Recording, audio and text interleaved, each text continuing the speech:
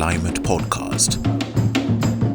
Hello, welcome to another edition of the Africa Climate Podcast, a bi-monthly podcast bridging the climate reporting gaps in Africa. I'm your host, Sophie Mbogwa. The drought situation continues to worsen in Kenya. The worst hit are 19 out of the 23 arid and semi-arid land counties. The UN Office for the Coordination of Humanitarian Affairs says the number of people in need of assistance has increased from 3.5 million this May to 4.1 million in June. Rainfall failed in 2020, performed poorly during the 2021 short rains, and ceased early during the 2022 March to May long rain season. Now, in Kamar sublocation located in Baringo County in Kenya's Rift Valley, residents says drought has afflicted their village since 2018. This year, the village received rains for only 3 days between April and May. Salikirwa, a mother of 4 from Taiban village, is a mixed farmer. She told the Africa Climate Podcast how the drought has dragged her family back into poverty. It is 4 years since we last harvested. This year, we have not planted anything because we have constantly lost for 4 years. We have nearly lost hope in farming. My farm is about 3 acres. I tried planting maize early in the year. It already lost. We planted on 3 acres. Plowing an acre costs 3,000 shillings, hence it cost us 9,000 for the 3 acres. I cannot remember how much we incurred on the seeds, but it was a lot of money. After the weeding, the maize just dried. The cows used to come in handy, but last year we bought 200 bales of pasture 3 times. A bale cost 250 Kenya shillings, incurring 150,000 Kenya shillings on pasture alone, but still, it was not enough. Today, I do not see the need of these animals. You buy them pasture, but you still buy the milk for our children. Due to drought, the goats are not reproducing. They are also sick. Drought is pushing us further into poverty because we have turned to buying everything we need. Previously, we would raise the money from selling the livestock. Today, no one is purchasing a cow. We have resulted to selling the goats to purchase supplies which are still hard to come by. Kirwa is not the only resident worried. With most of his cattle dead, Simon Rotich, a father of 6, is worried he cannot raise his children's school fees anymore. Additionally, he's worried that his family might die soon, as the sickly goats are the only remaining source of food. I had 12 cows. Today, I only have 4 calves. The others have died of hunger. We have depleted shrubs which we had resorted to for their food. In addition, diseases have contributed to their deaths. The villagers are now at risk of death because when a cow dies, the source of livelihood for school children is gone. When a goat dies, our food is gone. Apart from our livestock, we have no other source of livelihood. We last harvested maize in 2018. Some people have tried investing in charcoal production, but the drought has persisted to an extent there are no twigs to cover for charcoal kilns. Today, we are left with few goats as all the cows have died, but it is completely dry. The goats have no water as the dams have completely dried and pasture is depleted. Drought is not the only factor killing this livestock. The community is about 10 kilometers away from the Lake Bogoria National Reserve. Lake Bogoria, a Ramsar site, has been flooding since around 2013 together with other Rift Valley lakes and Lake Victoria. Lake Bogoria National Reserve is managed by the Lake Baringo County and key stakeholders such as local communities and Kenya Wildlife Services. Hence, the reserve is not fenced and the cows, goats and wild animals roam freely to graze.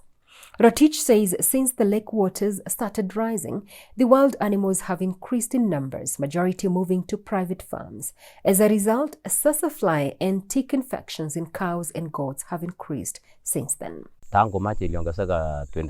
the Lake Bogoria water started rising around 2012, we started seeing an influx of wild animals migrating towards our farms. Since then, livestock diseases rose steeply to date. Our goats and cows started dying. We also started losing our livestock. We practice free-range grazing. Hence, We constantly lose goats while they go grazing to wild animals like hyenas and wild dogs. We are on our farms, not the game reserve. But the wild animals have left the game reserve, invaded our farms, killing and infecting our animals of diseases. It is devastating. When we treat our animals, they still go grazing freely in the wild. The animals still collect diseases and ancestral infections and drag it back home. The wild animals are many and they are the major source of infections. Our goats and cows have been coughing. When we try treating them, they do not get well. It is frustrating as they are our only source of livelihood. Some people tried helping inject and deworm our goats, but they got worse and died in huge numbers. We are not sure why they are not reacting well with the injections, or we are yet to identify the problem. I'm appealing to well-wishers to help us get medication for our goats and cows because they are our source of livelihood and our food. Kibet Kobetbet, the Majimoto Sub-County Assistant Chief, says the livestock disease has been made worse by lack of access to extension service providers in the area. Agricultural and livestock extension service providers are few and rare to find close to the village. Communication is impossible due to no telecommunication services and poor road network in the area. This makes it very hard to reach an officer when one requires advice. The Mogotio sub-county is very expansive, but the agricultural and livestock officers are very few. People are forced to work alone without the professional help. When we complain, we are advised to find the help we need on the internet. But these old farmers and livestock keepers are somehow illiterate and not conversant with the internet. Now, the long drought has seen some of the permanent rivers flowing into the Lake Bogoria dry up, heavily impacting availability of pasture for both wild and domestic animals. Here is James Kimaru, a senior warden at the Lake Bogoria National Reserve. The issue of climate change actually has really impacted a lot of changes in pasture production and patterns. It has really changed the rainfall pattern as well as the inflows of the rivers. We are experiencing now some of the rivers which used to be permanent rivers drawing water, like the Wasagas River, which used to be flowing the whole way from Lake Kibia down to Lake Bogoria, but now it's experienced a lot of drought. I mean, there's a lot of obstruction of water in the upstream. This could be as a result of even the population pressure from the society. And also the rainfall pattern, which has really changed. The other thing is increase of population pressure from the domestic livestock from the farmers, because people living around Lake Bogoria actually are pastoralists. And definitely their livestock production has really increased a lot. But we are trying to work with them and sensitize them on the importance of doing the receiptings from the farm. There's a pure funding from small grant program from GF, which has really done a lot in terms of improving breed livestock and also changing farmers to have their own farms in terms of pasture production. There is a storage facility which was done by Baringo County government through the World Bank at Kamara. The storage can store up to 10,000 pails of hay. And this is actually how the government is now trying to see an alternative way of improving the pasture production for the livestock to be used. Kimaru agrees that since the lake waters rising, the issue of human-wildlife conflict has risen. Here is Kimaru explaining why. Apart from managing wildlife in the reserve, we have other community conservancies which are adjacent to the reserve, and therefore the wildlife move freely from the national reserve to the community conservancies around the community.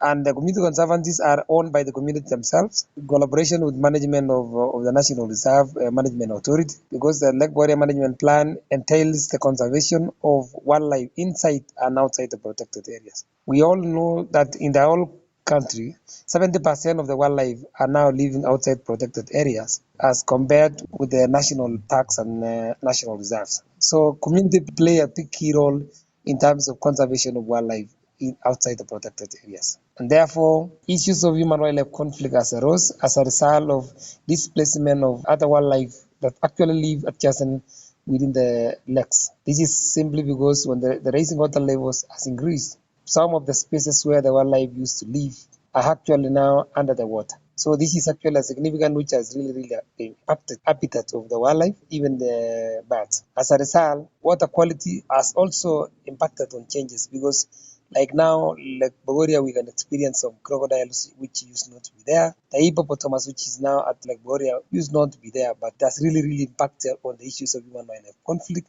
especially on the competition of pasture. And sometimes actually the breeding area for wildlife, especially the kudu, the impala, are actually breeding within around homesteads of the people. This is actually because when they are in reserve, there is a lot of predators like hyena, leopard. Despite the rise in human-wildlife conflict, Kobetbet says the community is not receiving compensation for their losses. There is a huge crisis facing these livestock keepers and farmers. We live close to the Lake Bogoria National Reserve. There are many antelopes who feed on the farm products and pasture. Wild cats and hyena kill goats. None of the villagers has ever received compensation from the loss. It is also difficult to record the complaints, as many times no government official comes to record their complaints, despite the high influx of wild animals. Sometimes, if they do record, some animals are said not to be among recorded wild animals that require compensation.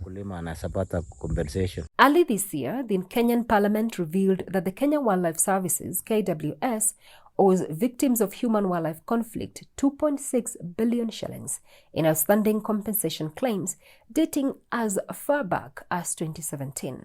Rotich says the community has tried in vain complaining to KWS and the Lake Baringo National Reserve, but in vain. We have complained to the Baringo National Reserve and the KWS, but you have gotten no response. They record our complaints when our livestock are killed, but it ends there. Now we are all afraid. These wild animals have threatened our livelihoods for a long time. The drought has persisted for a very long time. Drought has continued since 2018. We have no food as goats and cows are our main food. It is what we sell for our children to go to school. But when killed, no one pays. But why? Kimaru explains. Through the Ministry of Wildlife, we've constituted a committee which is called County Conservation Compensation Committee. This committee actually comprises of all relevant departments that actually deals with issues on wildlife conflict. It's actually being chaired by the county commissioner of the county, KWS being the secretariat, and we have 4 community representations from community representative that actually has been distributed within the sub-counties. The committee actually are to verify so many stages on the issues of human conflict issues. If the cases are actually for crops or the issues of domestic animals killed or human beings, sometimes we have such numbers. Once the compensation committee is set, they actually verify so many stages on the issues of human conflict issues. If the cases are actually for crops or the issues of domestic animals killed or human beings, sometimes as per how the impact has really affected one community side. Once the forms are being filled, now it's about the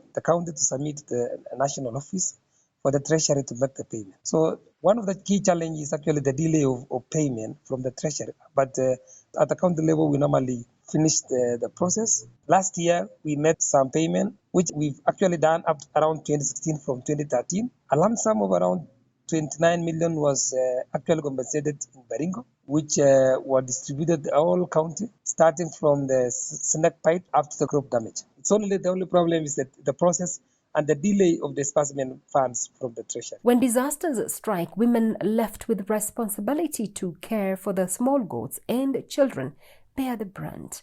How has the long drought impacted women economically? Here is Firis Kimayo, a mother of 4. At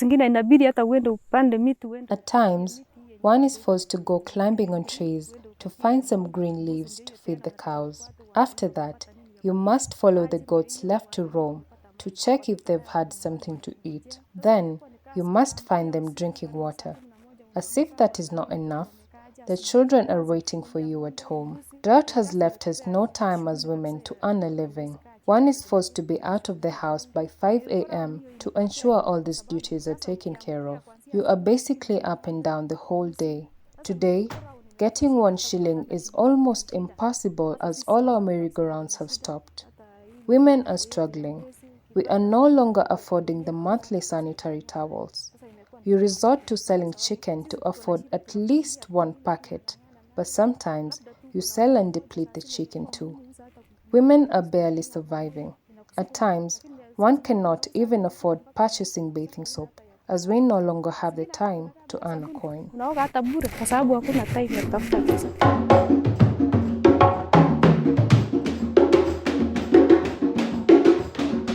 Now, this November, world leaders again meet for the 27th UN Climate Summit in Sharm el-Sheikh in Egypt, dubbed the African COP. Already, the UN science shows that human activities are responsible for approximately 1 degree Celsius of warming.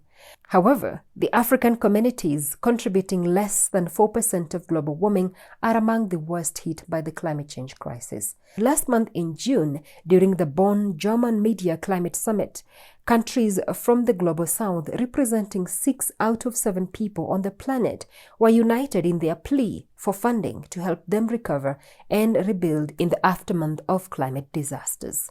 But Action Aid says rich countries, particularly the European Union, spiked the discussion about loss and damage at every single turn. Specifically, the discussion on setting up a new finance facility, providing funds, organizing technical support, or even just including loss and damage compensation on the agenda for discussion at COP27. As drought and floods worsen, will COP27 yield results for pastoralists like Rotich and Kemayo? Or will it be another call for action, but less actual results on the ground? Well, Africa Climate Podcast aims to follow that discussion for you, but in the meantime, please join me next for a discussion on climate justice. That is all we had for you today. Remember, you can access this podcast on every podcast channel and our website, www.africaclimateconversations.com. To contribute, please email us using info@africaclimateconversations.com. Until next week, kwaheri. My name is Sophie Mbogwa. Africa Climate Podcast.